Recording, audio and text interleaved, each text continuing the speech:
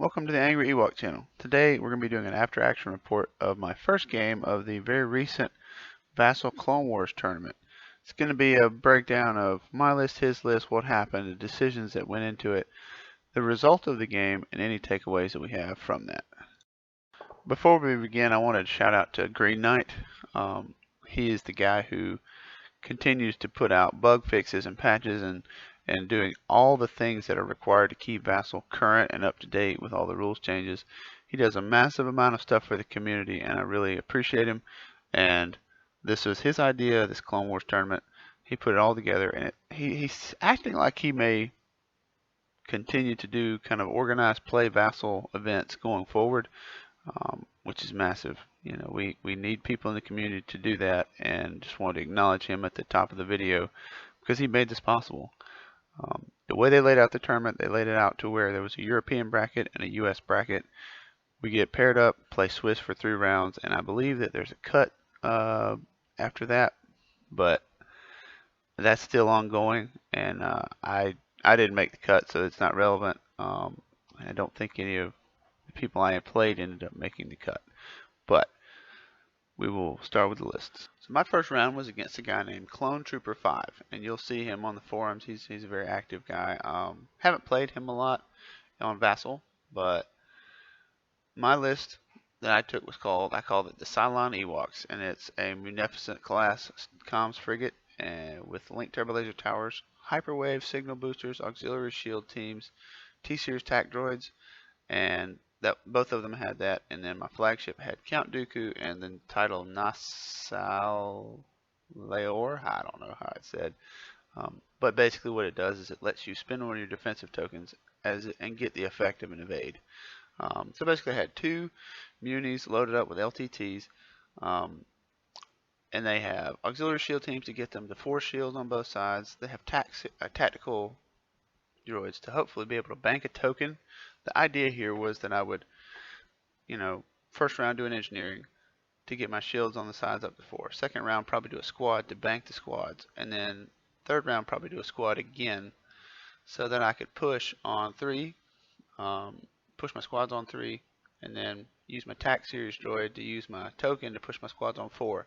But then after that third turn, I plan on doing nothing but engineering, and mostly because the munificence turns so well that you really don't need to spend it on nav dials at speed 2. They just do 3 clicks already, so very good for that. And then backing it up, I had 2 hard cell battle refits with slave turrets. Obviously, slave turrets are limiting because you can't do more than 1 shot. If I had an extra point, I would probably take LTTs just because of the anti-squadron potential that they can do. They can choose to double as flak boats, but I was right at 400 points, and the side arcs of hard cells are bad anyway, and I didn't really expect them to be forward. I expected, knowing the way I was going to fly them, I didn't expect that opportunity to come up much. And then backing it up as air cover is 8 vulture squadrons. I almost called them vulture TIE fighters because that's exactly what they are.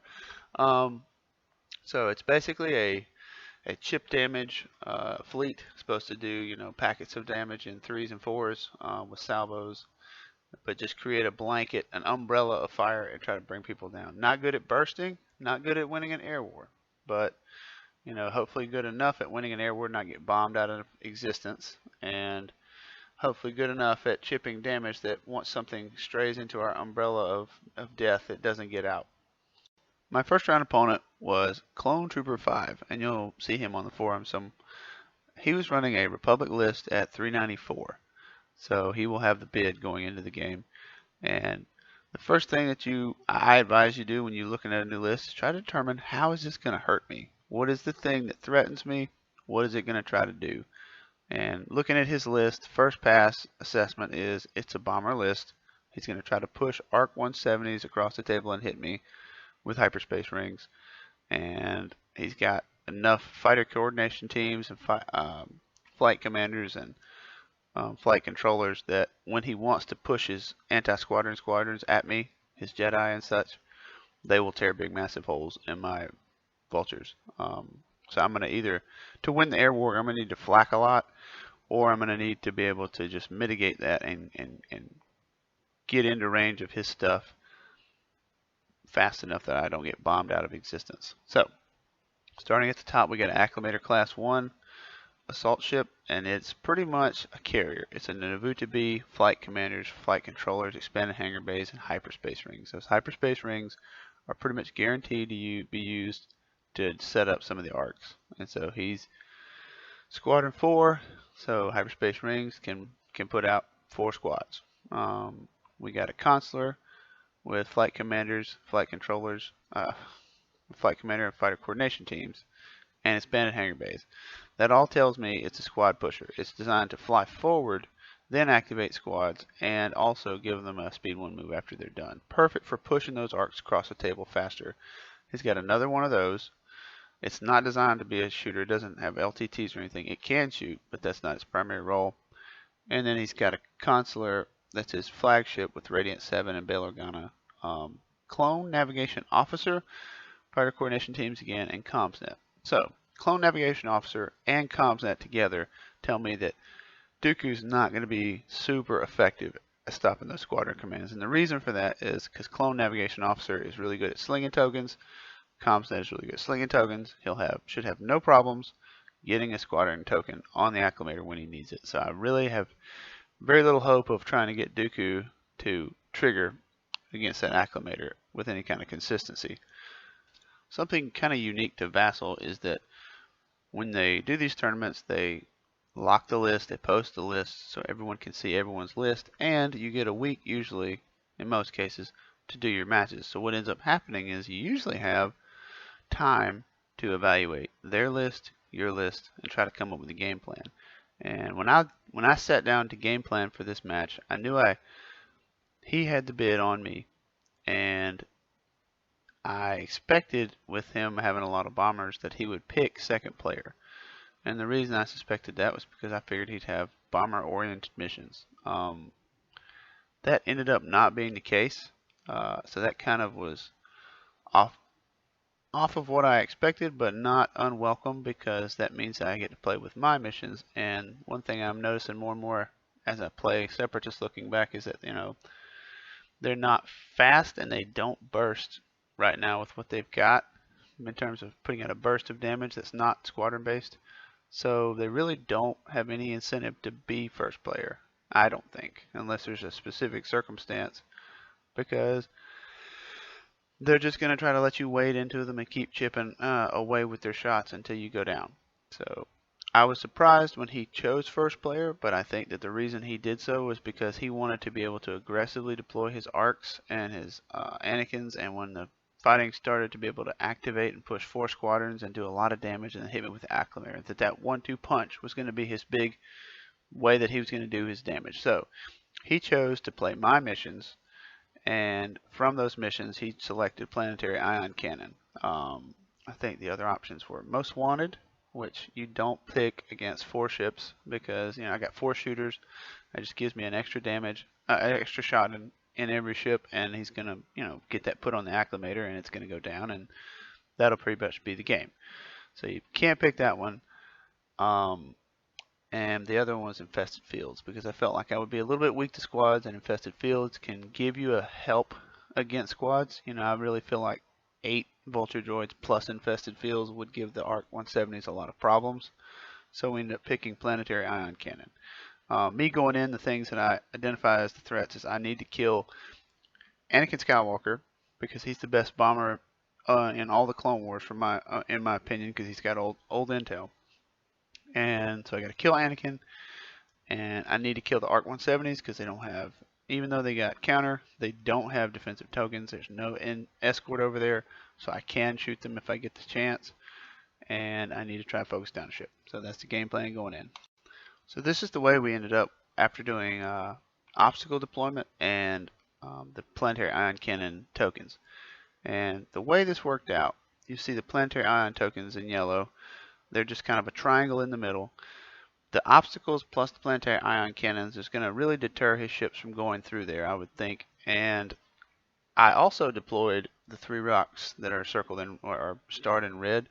And I did that centrally because I wanted to get those two debris fields in his way. I want the station for my vultures to hop in and off, on and off of, and then he placed the other 3 rocks. So what this has created is a situation where all the obstacles are towards the middle.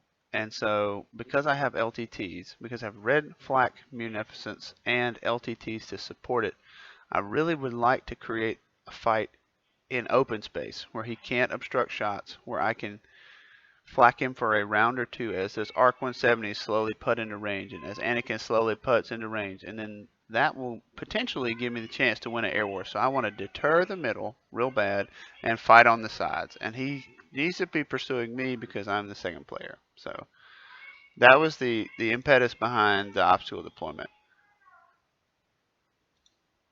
I think part of the reason that Clone Trooper 5 wanted to be first player was that he was then able to deploy his squadrons anywhere without having to worry about being, distance 5 away from my stuff.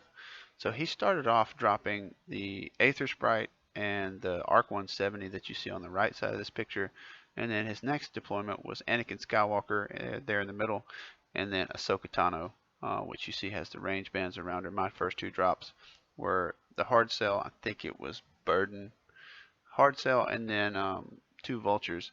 And you'll see as things progress, we end up with the 3 consulars very centrally deployed. I wonder if he suspected me to like counter deploy and like have the hard cells turn in to help the munificence if they were deployed on the right side, but very much set up to run through the debris field to push the squadrons, but they will run through the planetary ion cannons. So trying to figure out where they're going to go. But I think the biggest reasoning for what he did was because he wanted to use fighter coordination teams to move the squadrons forward. End of deployment ends up being the acclimator here, kind of splitting the difference between the 2 consulars. I was kind of surprised by that. I felt like he could have been on the outside and just slow rolled a bit and let the consulars get around because the acclimator doesn't turn well. But he did that. He deployed the arcs there. So he's really banking on the arcs to help out. The arcs getting there off of fighter coordination team.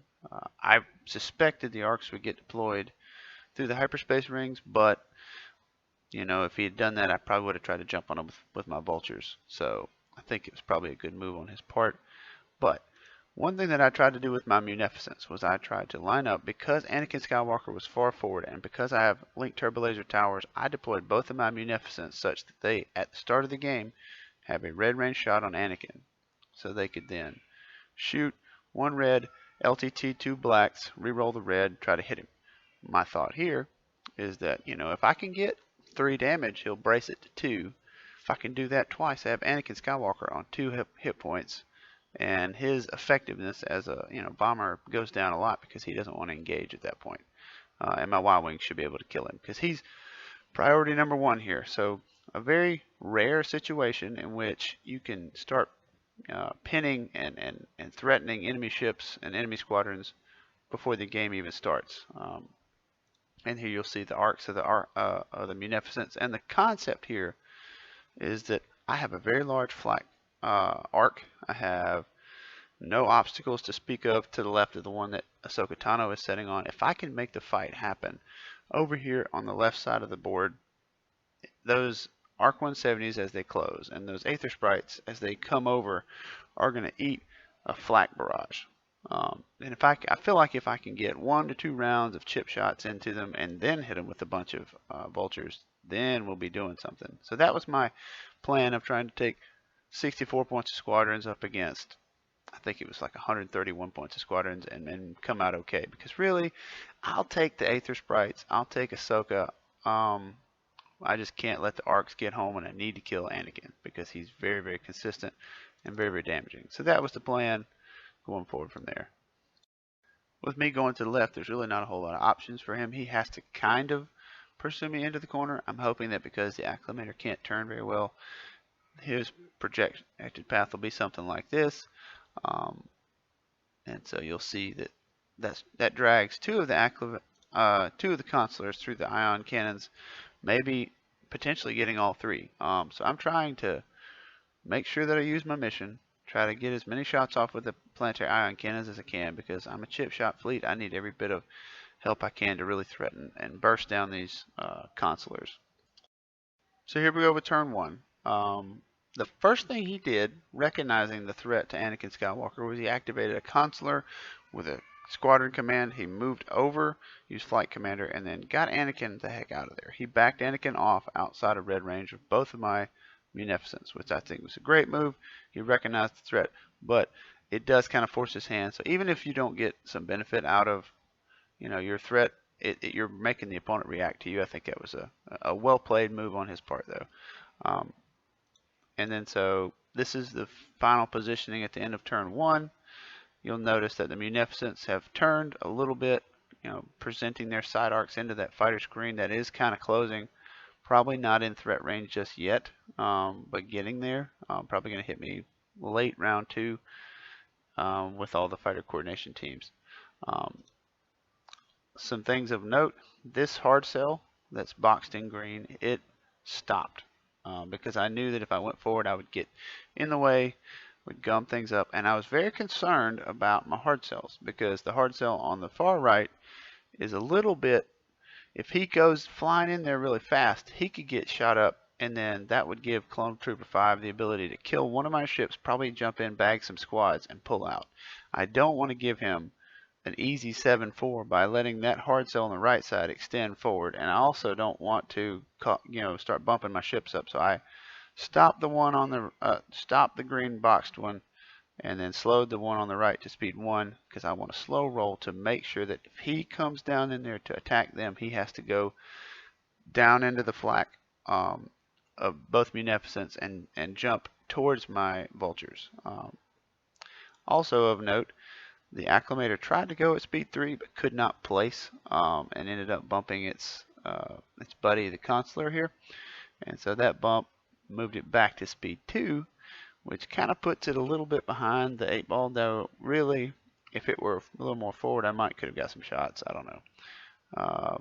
But took a card on both ships, moved it backwards a little bit, may have had a little bit of effect. Squads in general, I position my squadrons, I call, on the corners, basically just one little sacrificial vulture droid covering the front right of both of my munificence, and one other one on the left in case you had a really fast, like Ahsoka unit to jump over. And then I held the rest of my vultures back behind my my hard cells and munificence, because if they were attacked there, whoever attacked them would end up having to contend with the rear arc flak of the munificence potentially, and the flak off of the hard cells potentially. And so what I'm trying to create is a deterrent where, okay, well, if you want to activate first and jump on my vultures, you'll jump in, surely kill these two, but you can only push 4, so you'll probably kill 2 vultures and then bomb with 2 things, and then all of a sudden you've got 5 vultures that can pounce on you. That's the hope. And obviously that's what those bombers are trying to do, so they're going to still try it, but that's the deterrent situation I'm trying to create. I started round 2 with an ion cannon shot on the rightmost consular, and then this is where we ended up after my activation, my first activation on turn 2. He actually activated the Acclimator first, pushed 4 squadrons into me. I think he killed 4 vultures, 3 vultures, and then I activated my munificent in the lead, and then pushed these 3 vultures that you see in red. They moved in and killed Anakin Skywalker. And I think they may have, I don't think they had enough to do anything else, which was good. It achieved one of my primary goals, which is to knock out Anakin Skywalker early. That takes a big bomber threat off of out of his arsenal, and hopefully it's starting to tie down this other ARC 170 that I've got surrounded. You'll see the move from the Munificent. They're very turny. That's a 3-click to the right at speed 2, and then the ARC. So there's pretty much no way for the squadrons and or the Acclimator to escape that arc next round, at least taking the side. So we did that. So he went with the consular that was next to the Acclimator. You see it increase speed and turn out to the right trying to get away. It took an ion cannon shot, and it had some red tokens, and so he wisely wanted to get it away from my fleet so I couldn't focus fire on it while it had red tokens and really punish its defensive suite. And then at the end of his movement, he triggered fighter coordination teams and was in range to trigger Ahsoka Tano, who was unengaged because she was able to kill the vulture that she flew in on, which is pretty easy for her to do. You know, four dice plus an extra dice from flight controllers with Adept 1. It's going to kill a vulture most of the time. And what he did was he moved Ahsoka in, not her activation, just moved her fighter coordination team. And then he's like, oh yeah, that triggers her ability. And I guess it probably does. It says, you know, when you move. The problem with that is the game ability and the lack of the shattering of the realism of the situation, and the ease with which you can just abuse this is just unbelievable. Like, you're looking at the fleet, and he's got fighter coordination teams on 3 different ships. He can do this 3 different times a turn if he wants to, if you're playing it that way. It's right back to the Moralo crap again. It's like, oh well, I have an ability that seems reasonable and reasonably costed, and now I can abuse it 3-4 times a turn, and all of a sudden it's way undercosted and doesn't make any sense and destroys any kind of grounding in reality that this, you know, tactical space combat game that we're playing has. Turns it into magical fairyland. But that's what he did. I didn't want to stop the game and try to dispute it on Discord and get an official ruling. We just went with it. I was like, you're going to kill a vulture, and I'm going to stay away from you, or I'm going to lock you up with a body. So you can counter it, but just be aware of that. I did not see that coming at list building. I figured that the ARCs would be using the fighter coordination teams, and they probably will most of the time. But that happened, and I was pretty unhappy with it. I think it's easily the most beneficial and exploitable interpretation of the rule favoring him, while my interpretation is much more reasonable and less gameable, but whatever. So this is the final position at the end of turn 2. I got some shots with my Munificent. I got some shots with my hard cells. Some of his consulars are taking some pretty good heat. I ended up activating my squadrons from my other Munificent and sliding them in and trying to focus on the arcs. But mostly using them in the squadron phase to try to protect myself from arc bombing. I have 4 vultures left, so he killed 4 throughout the course of the round, and you'll see them here. I've got them marked. My 4 blue vultures and the 3 Arc 170s. The 2 Arc 170s on the right side I think are going to have a hard time getting to my Munificents, but I am very concerned about my hard cells, because I think at this point he may decide to abandon the quest of trying to bring down the Munificents and go after the hard cells. And right now I'm losing a squad war in terms of points, and that consular might activate early and try to get away. So I'm very, very concerned about that. I'm trying to protect my hard cells as much as I can, because I don't want to lose one and lose a tight game here. So you always got to consider the point situation. Now, that being said, I have set up a pretty good kill box here. You'll see my arcs from my 4 ships, and they're focused in on that acclimator. And I expect that I'm going to hurt it pretty badly this round. I'm hoping to basically sacrifice my vultures to buy myself one more round without getting bombed, and I want to kill the acclimator and take the squadron pushing ability out of this fleet, hopefully. Anything else that I do to the consulars is gravy. I've killed Anakin, and hopefully I'd like to kill one more arc. 170 would be a nice touch, but really everything I'm doing next round is about killing that acclimator. Sure enough, at the start of turn 3, he activates the acclimator first. It moves in, it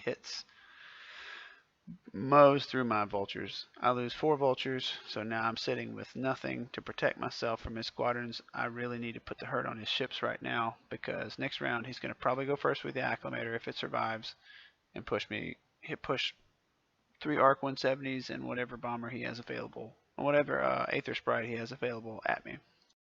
So now that the acclimator has committed itself, it's flying into a hornet's nest. You can see the arcs from my different ships. They all fired everything they had at the acclimator. I think I had confires on the 2 hard cells. I pretty much had engineerings. I had squads on turn 2, squads on turn 3 on the Munificents, and then engineerings the rest of the way to try to move shields around. But we put a massive amount of hurt on it. We even hit it with a salvo off of the Munificent that it shot at in the middle. And then the last activation of turn 3, The Beast of Burden hard cell fires with a Confire token. Slave turrets roll 5 red dice, and it's actually enough to knock out the Acclimator. So right now I've killed the Acclimator, but my Munificent is in trouble. It's hurting. It only has 1 defensive token left. I don't remember what that was. But we're in a good way, because what we've done is we've silenced the squadron commands by and large from his fleet. He can still push 1 or 2, but there's not a top of the round push of 4 bombers going into me plus an Acclimator shot coming. I really think that if I had not killed it here, that I would have been in a very bad way. I would have been at risk of, I probably still would have got it, because it was been on 1 or 2 cards, and we would have gone down, but he would have been able to activate 4 squads again, probably killed that Munificent, or he could have swapped targets to one of the hard cells, though I would not have advised that, because I think the hard cells probably could have took the bombs and got out. But I suspect that if it had lived to the beginning of round 4, it would have been the first activation. He would have bombed me with, he bombed my Munificent in yellow with 2 Arc 170s and probably 2 Aether Sprites, because the other one couldn't get there, and then a shot, and probably would have put that Munificent down or hurt it so bad that the Consulars could finish it. But that was kind of the turning point in the game, and I felt like from there his squadrons are kind of ineffectual. With the Acclimator going down and a lot of these Consulars being on several cards, my biggest goal now is to preserve points. I'm trying to increase speed with my hard cells to put distance between myself and those Arc 170s, because they're not going to be able to move and shoot very much. And I think I can take 1 or 2 intermittent shots here or there. So my plan becomes to take the Munificence, come hard to the right, try to capture and cut off that Arc 170, the Crusader that's in the middle of the board, and hopefully I can project enough 2 and 3 dice red dice LTT shots out to pester the other 2. I want these hard cells to increase speed, get away from the bombers, and try to pinch off the Arc 170, not the Arc 170, the Consular that's pointed back towards his board edge. And I think I can do that. This image is from late in turn 4, and you can see the big red circle. That's the approximate threat range of those 2 Munificent frigates with their long-range shots. They're not devastating shots, but they're consistent shots, and they're shots from a long way away. I'm just trying to get them into a position where they can grind down these 2 I keep calling them Architans, but they're Crusaders. These 2 Crusaders are probably in a bad way. The one that's over on the bottom left, that's actually the board edge where you see it on your screen. So I've written him off. There's no need to shoot him, because from there, no matter what you do, you're a dead man. Running speed 4, you're done. I forget. I think he just kind of lost track of the board edge and the location of everything, and peeled off to get away from the Munificence, but he's just unsavable. He ended up flying off, and you'll see through the rest of the game, my hard cells, they try to pursue, and eventually they're able to get all their guns focused in this red circle, and that last Consular has to go first in the round, has no choice but to kind of do this maneuver to avoid running off the table, and ends up under the guns of 2 Munificents and a hard cell, and it goes down. And so that actually gets me the table. Did not see that coming. Honestly, was expecting a very tough, back and forth 6-5 kind of game. Was very happy and very fortunate to get this result. But it ended up being, once you take the squadrons away, those Munificents are pretty good at pouring consistent damage onto these smaller ships, and they can only evade once. So if you're getting 2 shots a turn, 1 from each side arc of the Munificent, your Munificents, they start to add up and they'll get home. And we saw that in this game. So we ended up getting a 400 to 64 victory. That's because he wiped out all my vultures, and that's 64 points worth of vultures versus a table, which he had a lot of squads. So I either get the ship and get all the points, or I don't get the ship and get the last Crusader, and I probably leave 130 points worth of 110 points worth of squads still flying. So it's a pretty big swing there getting that last Consular. I think that his acclimator came in too fast. I think that he could have come in slower, and one of the reasons that he had a hard time doing that was because of Dooku's raid tokens.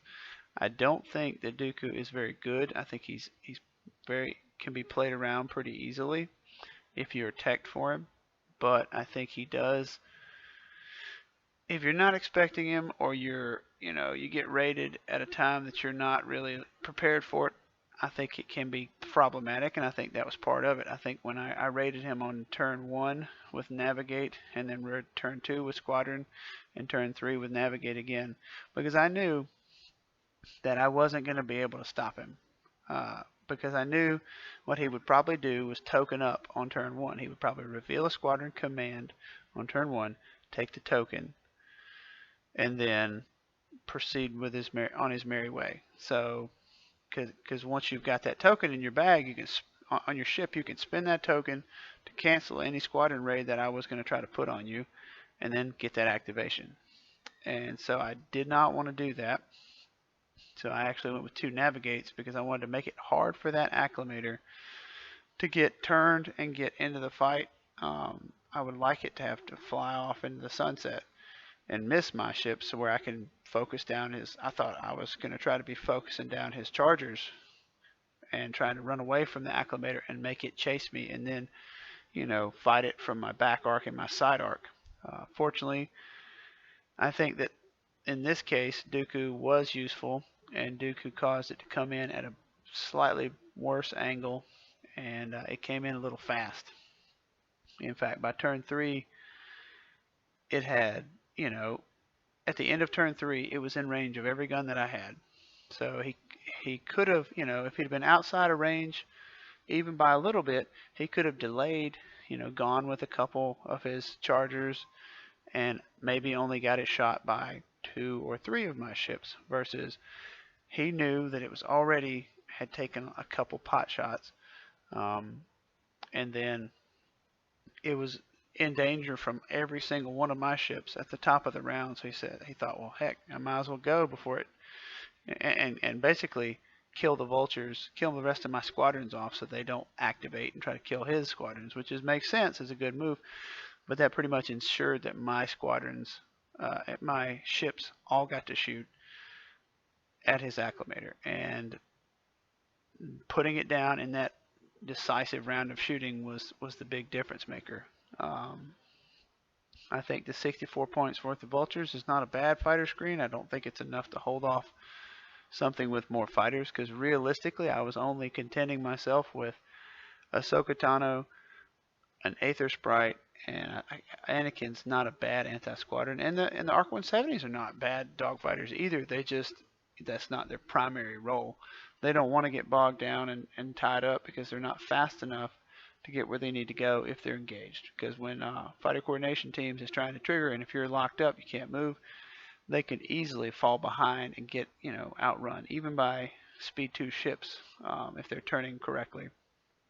So I'm sitting at a 10 here. That's a good place to be. I always want to try to. It's been my observation that if you can average between a 7 and an 8 across your games, you usually do pretty well in a tournament. That's not always the case, but if you can average a 7 or an 8, you're going to be in the hunt. So a 10 gives me a little breathing room going into the next match, which I'm really happy about. Some things that I thought went well were that I think my firepower is very reliable with LTTs, and slave turrets were very effective. I think that I could have been in a bad situation if he had decided to focus on my hard cells, because they were a little exposed. But with the acclimator going down, it wouldn't have mattered. That was my concern, though. My concern was the acclimator would live longer than it did and kind of blast through my formation and escape while pushing squadrons the whole time. Thank you for watching. I hope you enjoyed this. Stay tuned for the next one. I'm going to be doing my next round against Caribbean Ninja, who's somebody I've actually played in real life, and it's a good guy. Very, very solid list, and you'll hopefully enjoy that one, and hope you got a little taste of the Clone Wars.